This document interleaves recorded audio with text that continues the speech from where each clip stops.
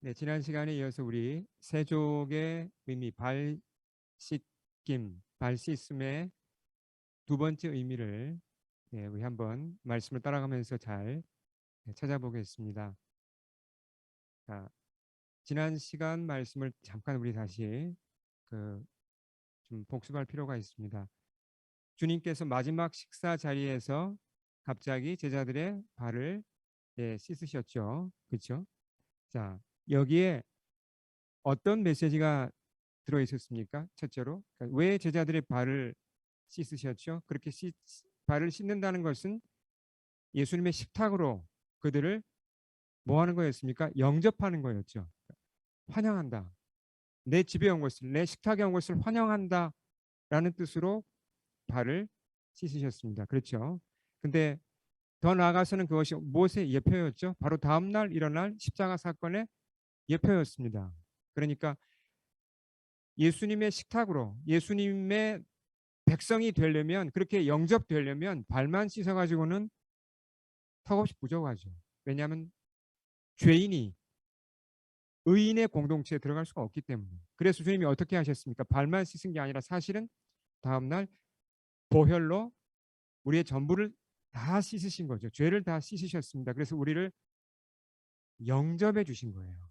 주님의 가족으로 영접. 그러니까 발 씻음은 한마디로 표현하면 영접이에요. 주님의 백성으로 영접. 이건 꼭 우리가 기억해야 됩니다. 자, 그럼 또 다른 중요한 의미가 여기 하나 더 들어 있습니다. 네, 발 씻음 이 사건에 대해서. 자, 주님의 그 대화가 쭉 이어지는데요. 보면 14절과 15절. 자, 우리 같이 한번 읽어볼까요? 같이 읽겠습니다. 시작. 내가 또 주와 또는 선생이 되어 너희 발을 씻었으니 너희도 서로 발을 씻어주는 것이 옳으니라. 내가 너희에게 행한 것 같이 너희도 행하게 하려 하여 본을 보였노라 그랬습니다. 이것이 여기서 이 발 씻어 주신 것의 두 번째 의미, 두 번째 메시지가 여기 들어 있습니다. 예수님이 마치 하인처럼 행동하셨잖아요. 그렇잖아요. 실제로 그렇게 발을 닦아주는 건 하인들이 하는 건데 하인처럼 되셔서, 근데 원래 예수님이 그렇게 낮은 분이 아니죠. 선생이고 더 로드 주님이신데 그렇게 낮아져서 겸손히 제자들의 발을 씻었으니까 제자들은 서로 동등한 그들이 서로 왜 낮아져서 왜 못 씻겨요? 그렇게 당연히 하란 얘기입니다. 그 얘기를 말씀하셨는데요. 자, 그러면 우리가 좀 더 이해가 좀 잘 돼야죠. 그럼 도대체 이게 무슨 말인가? 제자들한테 너희가 서로 발을 씻어줘라, 발을 씻겨라. 이게 도대체 어떻게 하라는 겁니까? 구체적으로 뭘 어떻게 하라는 거죠? 여러분 세족식 혹시 여기서 해보신 분 계십니까? 세족식 발 서로 발 씻어주는 거 대야 갖다 놓고 이렇게 세족식 해보신 분 한번 손 들어 보시겠어요? 웬만한 많이 해보셨죠? 참 좋은 경험입니다. 세족식은 참 좋은 건데요. 근데 이 말씀이 너희가 서로 발을 씻어주라 이 말씀이 세족식을 정기적으로 가져라 이런 뜻일까요? 그거는 아니죠. 예. 자, 교회는 공동체입니다. 우리도 지금 이렇게 우리도 이곳에 모인 분들만 해도 우리가 이렇게 지금 공동체로 그렇죠? 지금 모여 있죠. 공동체 안에는 해야 할 일들이 있나요?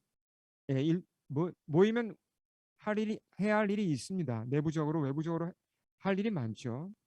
근데 하기에 즐거운 일도 있지만 별로 안 즐거운 일도 있어요. 그렇잖아요.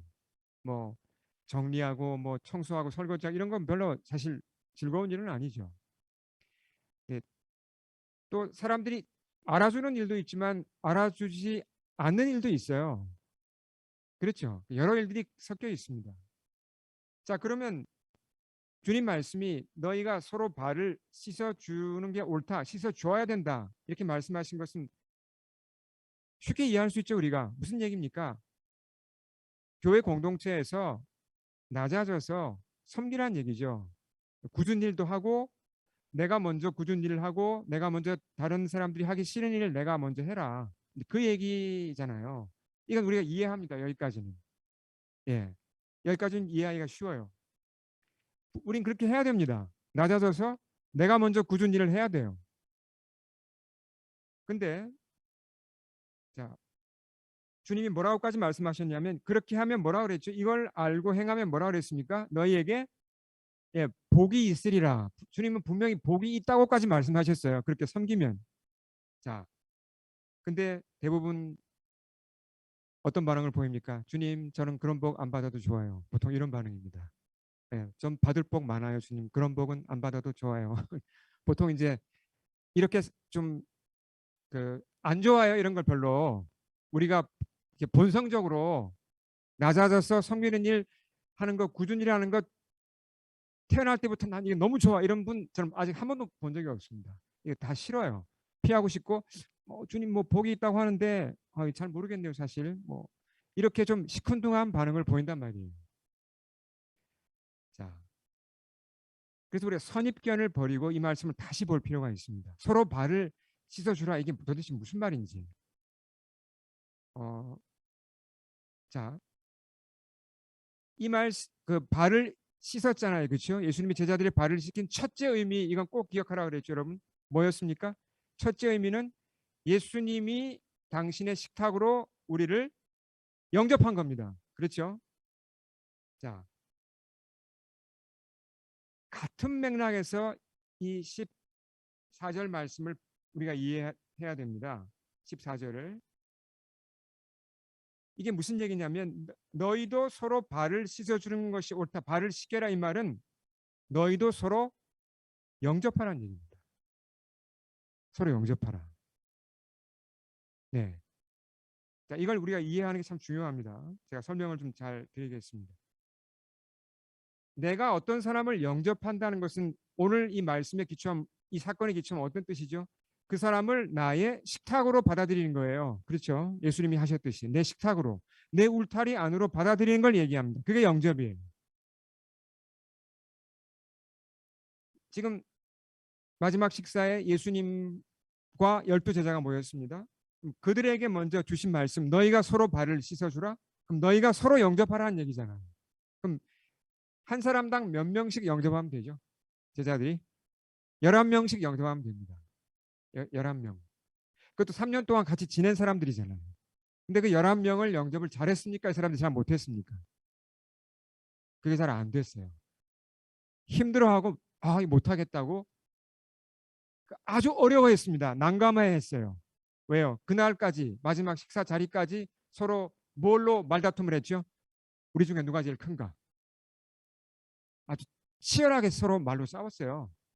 막 파가 갈리고 서로 경쟁하고 그러니까 11명도 그 사람을 그냥 이렇게 내가 영접을 못했다는 얘기입니다. 3년을 같이 살면서도 제자들이. 이게 같은 공동체 안에 있다고 해서요. 교회 생활 오래 한다고 해서 어떤 지체를 어떤 형제나 자매를 내가 저절로 그냥 영접이 될까요? 같이 지내다 보면 우린 같은 교회니까 그냥 우리는 하나야. 영접해야지. 영접이 잘 됩니까? 잘 안 됩니다. 한번 은혜 받는다고 은혜 받아도요. 영접 안 되는 사람 많아요. 같은 교회 안에서도. 그게 현실입니다. 그러니까 우리가 현실을 분명히 하고 다음 단계로 넘어가야지 현실을 그냥 대충 그냥 뭐 잘 되겠지 이렇게 하고 넘어가면 안 돼요. 우리 현실이 어떤가? 제자들하고 참 비슷해요. 열둘도 서로 잘 하나가 안 됐듯이 서로 영접 못 했듯이 비슷합니다. 우리도. 사실 어느 교회나 다 비슷합니다. 자, 좀 더 구체적인 예를 들어보죠. 고린도 교회는 지난 시간 이어 오늘도 제가 예를 드는데요. 고린도 교회, 고린도 전후서 읽어보시면 잘 나오죠. 고린도란 도시는 그 지금의 어딥니까? 그리스에 있는 도시잖아요. 그리스 철학이 굉장히 강력한 영향을 준 도시였습니다. 그 그리스 철학은 얼마나 강하고 또 겉으로 볼 때 멋지잖아요. 그런 고린도시에 교회가 세워진다는 것은 사실 거의 불가능에 가까웠습니다. 근데 바울이 복음을 들고 갔죠. 바울이 전도 여행을 통해서 놀랍게도 많은 사람들이 복음을 받아들이고 크리스천이 됐습니다. 고린도 시민들이요. 네. 결국 교회가 세워졌잖아요. 그게 사도행전 18장에 나옵니다. 그렇게 아름답게 교회가 세워졌는데 시간이 흐르면서 몇 년 지나지 않아서 교회에 문제가 생겨요. 여러 문제가 생깁니다. 그 중에 한 문제가 뭐였냐면 분파가 생긴 겁니다. 분파. 예, 이 1장 12절을 보면 어떤 파가 모두 몇 개 나옵니까? 여기 언급된 파만 해도 나는 바울 편이다. 나는 아볼로 편이다. 나는 게바, 베드로 편이다. 나는 그리스도 편이다. 뭐 도대체 파가 몇 개입니까? 파가 나뉜 거예요. 주님이 고린도 교회 성도들에게 원하신 것은 무엇입니까? 분명하죠. 그들이 서로 영접하는 겁니다. 그렇죠? 그들이 서로 발을 씻기는, 그러니까 서로 영접해 주길 원했는데 그게 잘 안 된 겁니다. 그러니까 내가 저 사람을 영접하려면 내가 내 자세를 어떻게 해야 영접이 가능합니까? 당신 그거 바꾸세요. 이러면 영접이 됩니까 이게? 아니죠. 그분한테 바꾸라는 게 아니라 내가 나를 낮추어야 그 사람을 영접할 수가 있는 거죠. 그렇게 해서 서로 영접하기를 원했는데 분파가 나뉜 겁니다. 그러니까 어떤 식으로 된 겁니까? 우리 자세한 건 모르겠지만 뭐 거의 비슷한 거죠. 이런 분파가 일어나는 데는. 그러니까 상대방을 봐가지고 내 타입 아니네.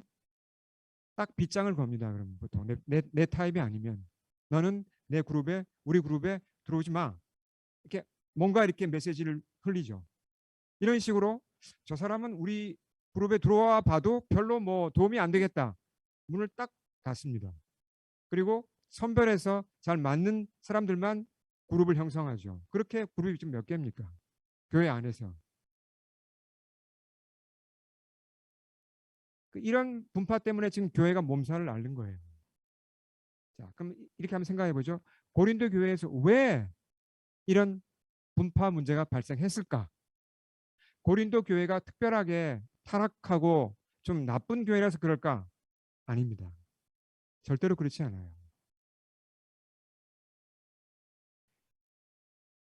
성경이 특히 고린도 전후서가 우리한테 보여주는 건 뭐냐면 고린도 교회가 나빠서 이런 분파가 있는 게 절대로 아니고 어느 교회나 태생적으로 이 문제를 가지고 있다는 것입니다. 태생적으로. 교회라면. 왜요? 사람이 원래 그렇다는 얘기입니다. 사람은 거듭나도 갑자기 성자가 되지 않습니다. 거듭나도 심플 네이처라고 그러죠. 죄악된 본성은 남아 있어요. 이게 변하는 데는 오래 걸립니다. 예. 그렇기 때문에 교회로 모였지만 사람은 다 대부분 이기적이고 죄악되기 때문에 이렇게 파가 나뉘고 서로 영접하는 게 어렵다는 것입니다. 그걸 보여주는 거예요, 우리한테. 어느 교회나 뭐 차이는 좀 있겠죠. 그러나 대동소이하게 이런 문제가 있다는 것입니다. 자, 그러니까 이 고린도 교회 문제를 보면서 이 분파 문제를 보면서 우리가 질문을 잘해야 돼요. 자, 뭐라고 질문을 해야 되죠? 질문을 잘못하면 이렇게 됩니다. 이 교회 뭐야? 왜 이렇게 파가 많아? 이거 교회 맞아? 이건 잘못된 질문이에요. 질문을 그렇게 하면 안 됩니다. 뭐라고 질문해야죠?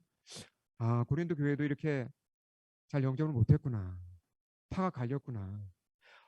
근데 이 문제를 어떻게 해결했지? 어떻게 풀어갔지?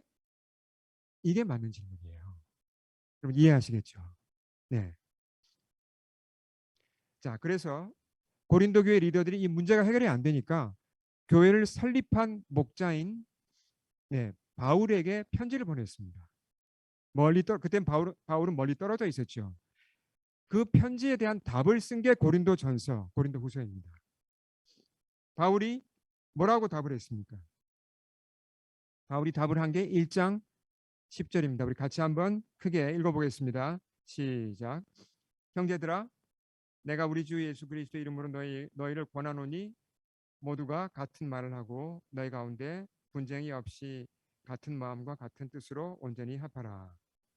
자, 여기서 제일 중요한 단어가 여러분 뭔지 아세요?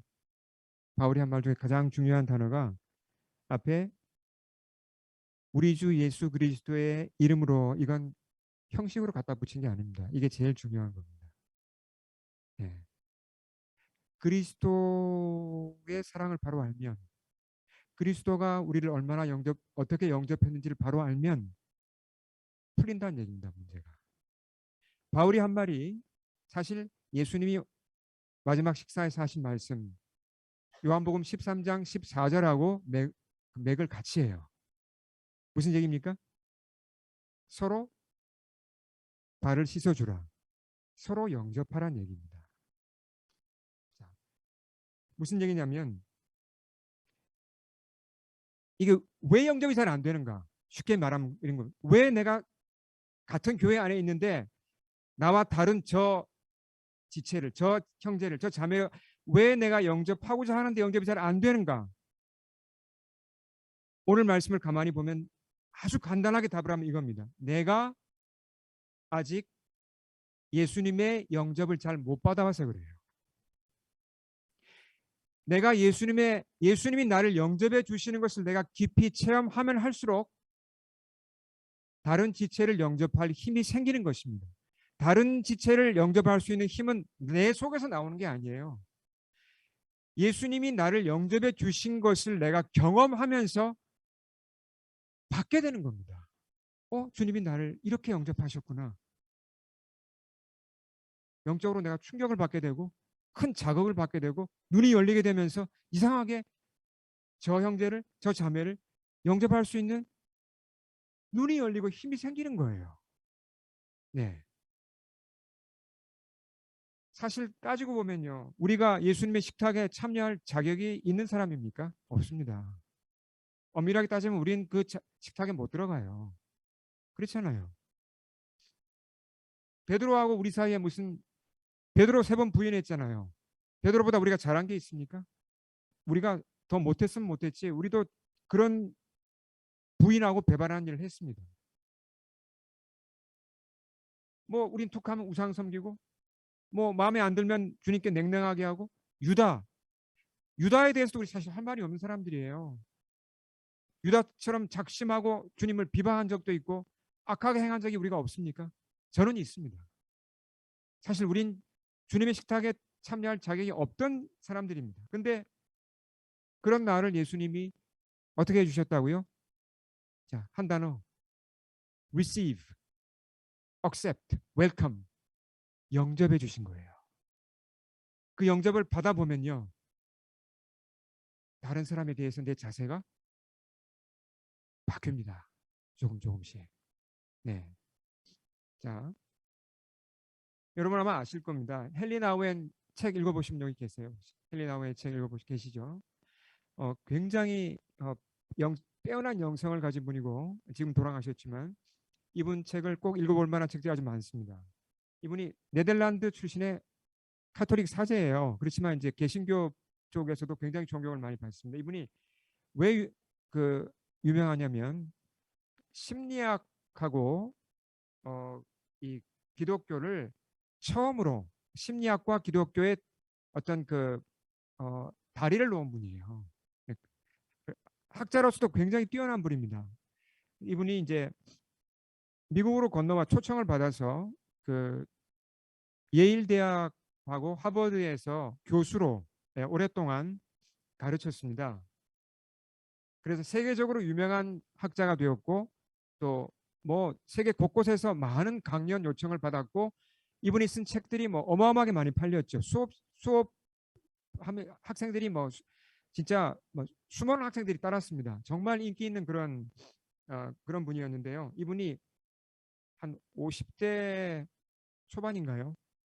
한참 하버드 대학에서 교수를 잘 하고 있다가 충격적인 선택을 했습니다. 갑자기 교수직을 그만뒀어요. 그리고 어디로 갔는가?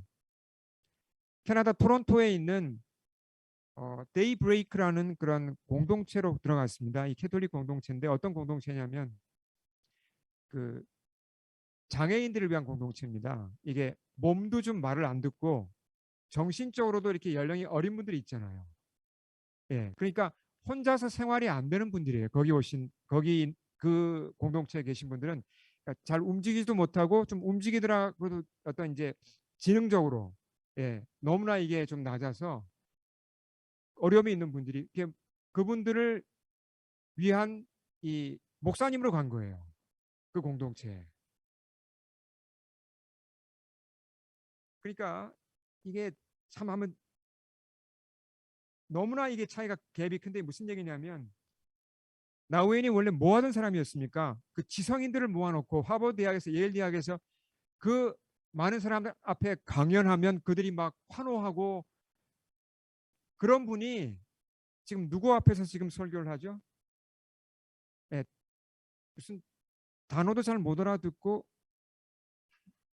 예배 시간에 계속 그냥 침을 흘리고 앉아 있는 그런 분들 몇십 명 모아놓고 지금 설교를 하는 쪽으로 완전히 방향을 지금 바꾼 겁니다. 이해하기 힘든 선택이었죠. 그 중에 또 이분이 설교만 한 게 아니라 거기에 있는 그 장애인들을 실제로 돌보았습니다. 이제 애덤이라는 청년을 돌보면서 이분이 책을 썼어요. 네, 그 책도 참 좋은 책인데 애덤이라는 청년은 20대인데 얼마만큼 장애가 심했냐면 혼자서 옷도 못 입고 먹지도 못하고 씻지도 못했습니다. 물론 정신적으로도 아주 이제 낮은 나이였죠. 그러니까 애덤을 매일 실제로 문자 그대로 발을 씻겨주었습니다. 나우엔이. 발만 씻은 게 아니라 손하고 얼굴까지 다 씻어주고 옷 입혀주고 음식을 먹여주고 그걸 매일 한 거예요. 보통 사람 같으면 아마 일주일 하면 나가 떨어졌을 거예요. 그거 어떻게 하겠습니까? 아담이도 마음에 안 들면 그냥 막 또 막 짜증내고 막 그래요. 예. 근데 이분은 그걸 끝까지 섬긴 거예요. 그 장애인을. 근데 어, 이게 어떻게 가능했을까 우리가 생각을 해봅니다. 야, 어떻게 보통 사람 같으면 일주일도 못 버틸 걸 이분이 그걸 끝까지 섬겼을까? 답이 오늘 말씀에 나와 있어요. 자, 어떻게 그 에돔이란 청년을 영접하고 끝까지 돌볼 수 있었죠? 헨리 나우엔이 예수님의 영접을 경험했기 때문이에요. 예수님이 나를 이렇게 죄악된 나를 이렇게 연약한 나를 영접하셨구나. 이게 이 경험이 되니까 이 경험이 있으니까 에돔을 있는 모습 그대로 영접할 수 있었던 겁니다. 이런 내용들이 그분의 책에 이제 나와요. 근데 이제 주위 사람들은 이 나우엔을 아는 사람들은 굉장히 그 불평을 많이 했어요. 너 그리고 그 당신 지금 잘못 선택한 거라고 도대체 뭐 하고 있냐고 거기서 빨리 다시 대학으로 돌아와서 지금 얼마나 많은 학생들이 당신을 기다리는데 강의하고 연구해야지 도대체 뭐 하냐고 이렇게 인생을 낭비하냐고 막 그랬어요. 근데 나우엔이 또 굉장히 좀 독특한 말을 합니다. 굉장히 충격적인 말을 했는데 뭐라고 말을 했냐면요. 책을 통해서 그 한 얘기입니다. 제가 그 말을 좀 이렇게 풀어서 얘기해 보겠습니다. 내가 에덤을 도와주면서 처음엔 내가 에덤을 도와주고 은혜를 주는 줄로 알았습니다. 근데 그게 아니었습니다. 제가 더 많이 받았습니다. 제가 훨씬 더 많은 은혜를 에돔에게 입었습니다. 라고 그가 진지하게 고백했습니다. 그게 어떻게 가능하죠? 나우엔도 어떤 때는요 한계에 부딪힌 때가 있었어요. 뭐 에돔이 화내고 뭐 그러면 뭐 이게 뭐 말이 됩니까? 말도 잘 안 통하지. 짜증나고 답답하면 자기도 더 이상 에돔을 영접하지 못하는 때가 있어요. 아, 감당이 안 된다. 그런 한계가 왜 없었겠습니까? 근데 그때 이제 번쩍 떠오르는 게 있죠. 아, 내가 하나님 앞에 내가 이 에돔보다 못한 자였는데 정신적으로 내가 하나님 보시기에 나는 완전히 장애인이고 완전히 어린아이고 완전히 이건 뭐 말도 안 통하는 무슨 진짜 그런 낮고 천한 존재였는데 하나님이 나한테 맞춰 주셨구나. 나를 감당해 주셨구나. 이게 이제 그게 깨달아지는 거예요.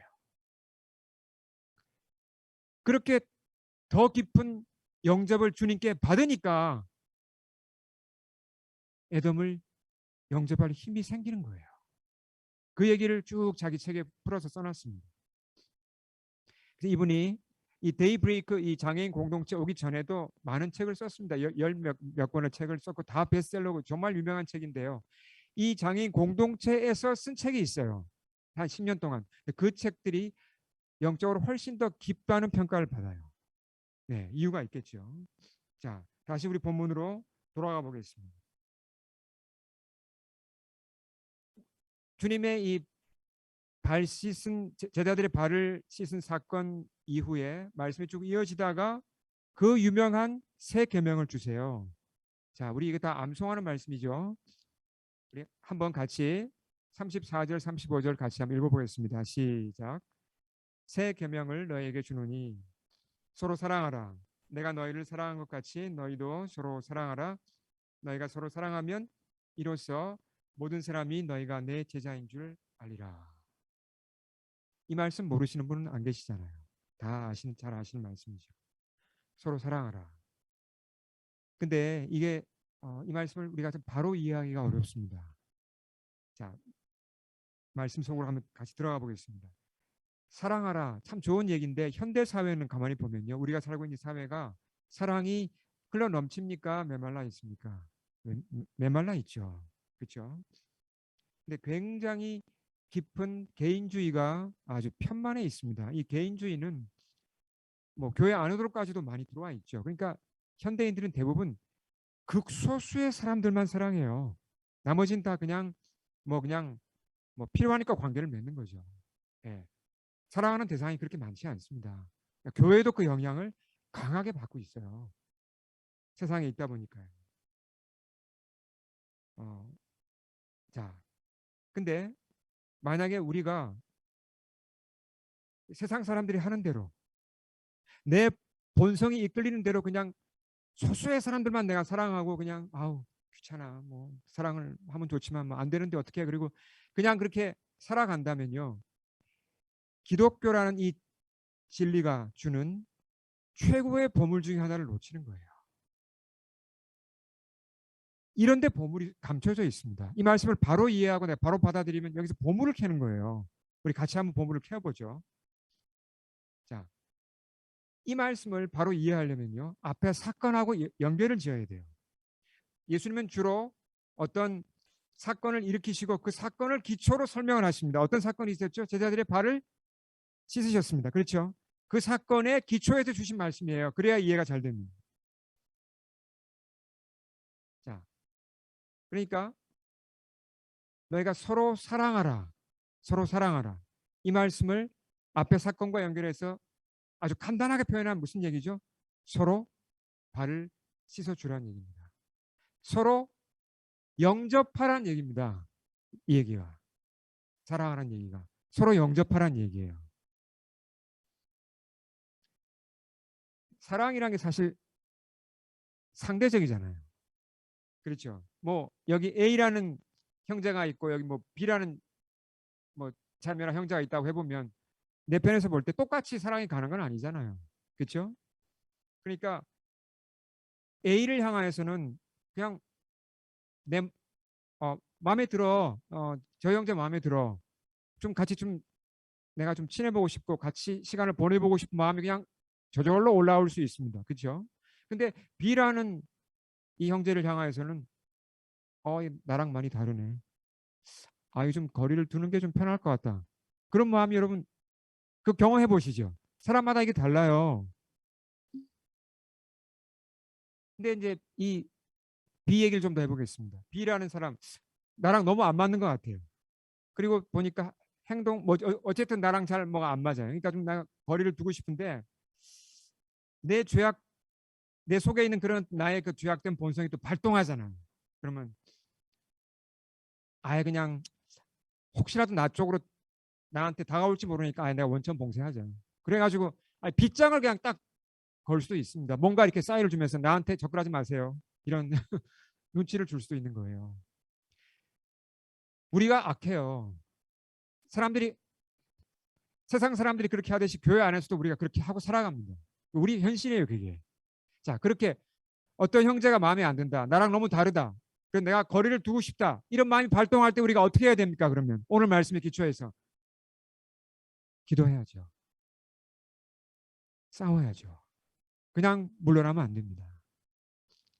성령님께 도움을 구하면 도와주세요. 최소한 내가 그 사람을 향하여 내 문에 빗장을 채우면 안 되죠. 접근도 하지 마세요.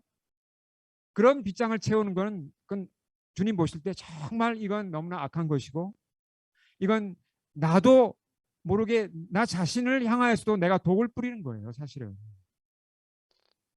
주님께 도움을 구하면 도와주십니다. 반드시 기도해 보시면요, 도와주세요. 자, 그래서 다시 한번 보죠. 이렇게 본성적으로는 나랑 잘 안 맞는 분이 있어요, 교회에. 그렇지만 기도합니다. 하나님 도와주세요. 제가 빗장을 지르지 않게 도와주세요. 제가 먼저 마음을 열 수 있도록 도와주세요. 저 형제를, 저 자매를 내가 영접할 수 있도록 도와주세요라고 이렇게 기도하면서 나가다 보면 주님이 도와주세요. 그래서 신기하게도 그분과 어느 정도 서로 영접이 된다고 한번 가정을 해보죠. 기쁠까요? 기쁘지 않을까요? 큰 기쁨이 있습니다. 이게 되네. 이게 되는구나. 주님 안에서 이런 게 되는구나. 새로운 세계가 여러분 열립니다.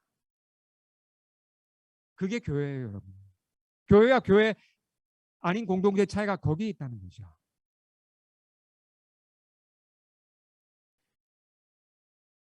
교회 안에 있지만 우리가 사랑하는 게 쉽지 않다. 이건 제가 다시 한번 강조드립니다.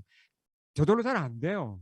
특히 우린 서로 다름을 많이 가지고 있어요. 그리고 많이 다르잖아요. 우리가 자란 배경도 다르죠. 또 뭐 세대 차이도 있죠. 언어도 또 차이가 날 수 있고요. 여러 다름을 가지고 있습니다. 다르기 때문에 서로 맞추기가, 서로 영접하기가 어렵습니다. 그걸 인정하고 들어가야 돼요. 그렇죠? 근데 주님이 그렇잖아요. 그 나한테 거룩한 부담을 줄 수 있잖아요. 어떤 사람을 향하여서 저 사람에게 다가가라. 그럴 때는 순종해야 됩니까? 순종하지 않아야 됩니까? 순종해야죠. 근데 주님 전 도저히 못하겠습니다 할 때는 어디로 가야 되죠? 뭘 붙잡아야 됩니까? 주님이 나를 어떻게 영접하셨는가? 이걸 다시 붙잡아야 됩니다. 예. 그러니까 주님은 거룩한 부담을 주셔서 저 형제랑 저 자매랑 뭔가 그래도 어느 정도 서로 영접하기를 원하시는데 내가 그게 안 될 때는 스스로 이 두 가지 질문을 해봐야 됩니다. 두 가지 질문을. 첫째 질문은 뭐냐면 주님 혹시 제가 주님께 받은 영접, 주님의 사랑을 잊어버린 건 아닙니까? 제가 옛날에 분명히 주님의 사랑을 받았는데 영접을 받았는데 지금 그 제가 잊고 있는 거 아닙니까? 이 질문을 해보셔야 돼요. 두 번째는 주님이 나를 받아주신 것, 주님이 나를 영접해 주신 것을 내가 이거 잘 모르는 거 아닌가? 너무 피상적으로 알고 있는 거 아닌가? 이 싸움을 하셔야 돼요. 그 사람하고 싸울 게 아니라 주님과 나 사이의 관계를 놓고 싸워야 됩니다. 그러다 보면 신기하게 주님이 내게 힘을 주십니다. 예, 최소한 그 사람을 향하여 영접할 수 있게 하세요. 네, 저는 교회 창립 12주년을 맞으면서 기도하면서 주님이 우리한테 어떤 말씀을 하실까, 무슨 말씀이 하고 주고 싶으실까 이제 제가 고민하고 기도하면서 바로 오늘 이 말씀을 저는 주님이 우리에게 주시는 것 같아요. 요한복음 13장 14절 말씀과 34, 35절 말씀. 너희가 서로 발을 씻어 주는 것이 옳다고 하신 말씀. 그리고 너희가 서로 사랑하라. 내가 너희를 사랑한 것처럼 너희도 서로 사랑하라. 그러니까 우리가 최소한 서로 영접하고자 애쓰고 서로 영접해 나가는 그 말씀을 전 주신다고 믿습니다. 우리가 우연히 몬트리올에 있는 게 아니잖아요. 여러분 그렇죠? 우리 한 사람 한 사람 다 귀한 분들인데 결코 우연이 아닙니다. 우리가 몬트리올에 살게 된 것도 제자교회 안에서 만나게 된 것도 주님이 우리를 이곳에 모아 주신 겁니다. 자, 이렇게 한번 생각해 보죠. 우리 제자 교회로 모아 주신 주님의 가장 큰 목적이 뭘까? 왜 우리가 이 넓은 땅에서 하필 몬트리올에 모였고 또 여러 10개가 넘는 교회 중에 몬트리올 제자 교회로 모였을까? 이렇게 하신 주님의 가장 중요한 목적이 뭘까? 저는 그렇게 믿습니다. 우리가 서로 영접하라고. 예. 그 일을 하라고 주신 거라고 저는 믿습니다. 서로 다른 점이 많아서 함께하기 힘든 사람이, 저 사람하고는 진짜 나가 안 맞아, 그렇게 그런 고백이 나오던 사람이 주님 안에서 어느 날 그분과 내가 서로 영접이 되는 걸 경험하면요, 여러분, 그게 하나님의 기적이 맞습니까?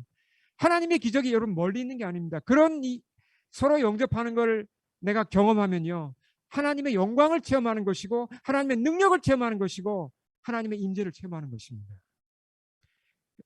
너무너무 중요한 일이죠. 물론 우리 교회의 사명이 분명히 있습니다. 우리 몬트리올 한인사회에 복음을 전해야 되고, 그리고 현지인들한테 복음을 가지고 다가갑니다. 굉장히 중요한 사명입니다. 그 사명 못지않게 중요한 것이 우리가 우리 공동체 안에서 서로 발을 씻어주는 겁니다. 서로 영접하는 거예요. 그것이 얼마나 중요한지 주님께서 마지막 식사를 시작하시면서 처음으로 가르치신 진리예요. 오늘 우리 그 말씀을, 주님의 그 간절한 소원과 권면을 우리 기도하면서 함께 받아들이겠습니다. 함께 기도하겠습니다.